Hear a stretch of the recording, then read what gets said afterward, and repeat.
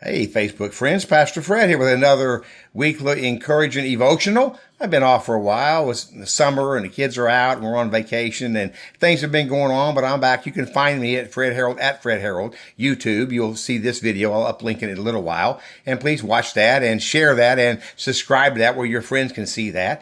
And it's just weekly. I hit and miss. It may not be every day, but as the Lord gives me things, I give to you. And I'm zooming on my hat. Don't forget the senior discount. Don't forget the senior discount. Today I want to talk to you about gray hair.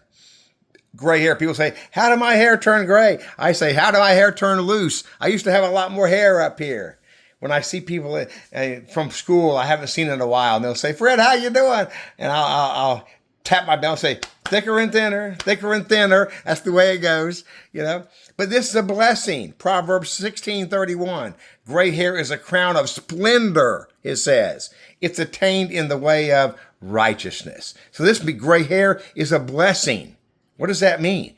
It means for many, old age is a blessing that many don't get to do. They die at a younger age. It's a blessing to live longer years. I can say for 64 years, look how good God has been to me. And when you get the gray hair, you can say, yeah, I remember when the towers fell in 2001. And I can remember as a 4-year-old standing in front of that television in 63, watching the Kennedy assassination as a 4-year-old. I remember those things in my lifetime. So it's a blessing. It's a crown of splendor. So listen, don't look at it as a curse. Look at it as a blessing. Look at the wisdom you've attained, the experience you've attained, the knowledge you've acquired, the things God has poured into you that now he allows you to pour into others. I remember when Cindy and I went to Church Planter Boot Camp back in 2001, before I launched our church. One of the things they said to the church planners was this. They said, 10 years from now, you and your wife, you will know a whole bunch of things that don't work.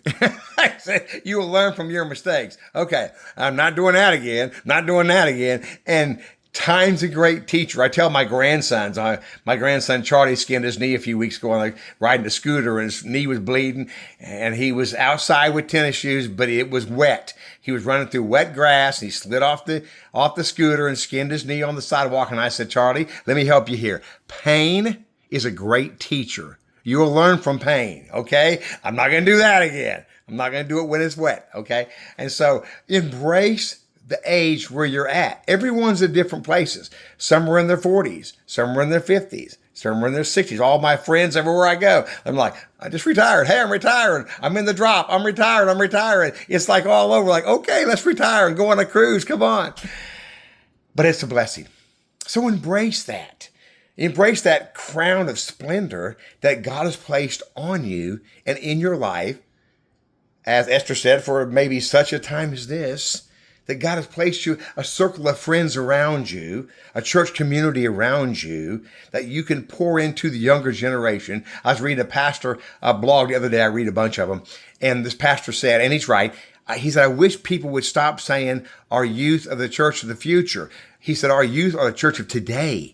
They're on our worship teams. They're running our tech. They're in the pulpits. They're in the classrooms. So let's share with them our wisdom. Let me tell you what God has done with me and God has done with my life. He can use me. He can use you. He can hit a mighty good lick with a mighty crooked stick. And there's room for everybody. If he can use me, he can use you. So, hey, listen, maybe gray. It may be turning loose. it may be getting thinner, but God's placed you here for a reason. So use that gray to your advantage. Sometimes it's not all just black and white. Sometimes it's gray. Fred says, hey, listen, have a good day. Talk to you later.